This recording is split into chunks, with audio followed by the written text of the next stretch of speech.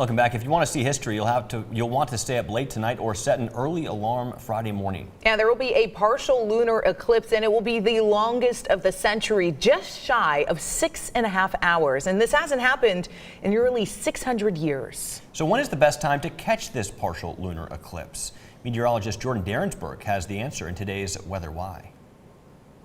A partial lunar eclipse is in the forecast early Friday morning for all of North America, including right here in Central Texas. This is special because this is going to be the longest lunar eclipse this century. Look at this. It's going to last for a good part of 6 hours. This is because the Earth's shadow is going to stand between the moon and the sun over a short period of time, or in this case, a very long period of time. There is a difference, though, between a total lunar eclipse and a partial lunar eclipse, and that is because the moon would be completely covered by the Earth's shadow if there were a total lunar eclipse. But this is only a partial lunar eclipse because not the entirety of the moon is going to be covered, and it's just going to be a tiny little silver right there near the bottom, and that's why we're going to say a 99% max at around 3 o'clock in the morning. There are two parts of the Earth's shadow that could be cast on the moon, and let's go through those real quick. This is going to be called a penumbra, which is the outer part of Earth's shadow.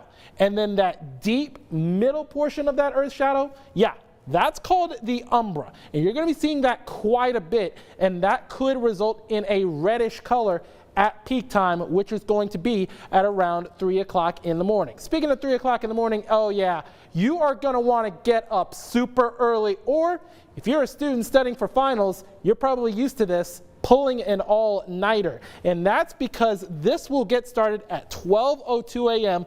on your Friday morning, and then by the time we get to around 3 o'clock, like I mentioned, it is going to be a full-blown partial eclipse. Hopefully we don't have total eclipses of the heart, and then by the time Texas Today gets wrapped up at around 6:03, that is when the lunar eclipse should be finishing up. Make sure you send us your photos to 254-777-6000, and we may feature those on air during Texas Today. For Jordan's Weather Wise, I'm meteorologist Jordan Darensburg, 6 News. Great report there, and lucky for us, Perfect. We're awake at 3:02 in the morning, so I'm going to head out my house and take a look. Yeah, unfortunately, you do have to come to work, though. It's one thing to get up to go see something, then you get to go back to bed. Right. That was when I was driving in this morning. It was 3 a.m., so it'll be good. Now, the next question is, are we going to be able to see it? You guys ready? Yeah. We will be able to see it. We are looking at mostly clear skies.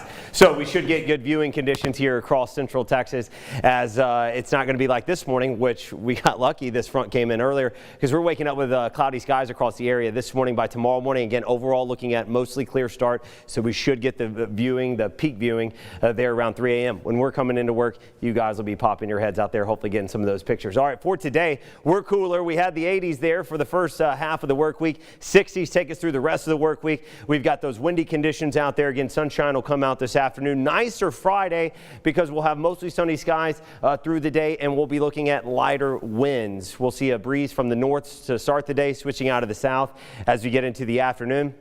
Only going to be about 5 to 10 miles per hour, so it should feel much nicer for us on Friday. Saturday, that southerly winds pick up even more, 10 to 20, so it'll be a breezy day, a warmer day as the south winds bring in the warmer air.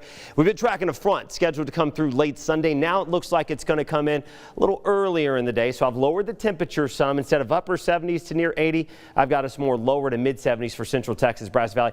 Depends on the speed of that front. Again, if it comes in earlier, we have more cloud cover. We could be trending a little cooler for our Sunday. We're cooler as we get into early next week anyways. On the back side of that front, also chances some showers during the day on Sunday, especially east of I-35.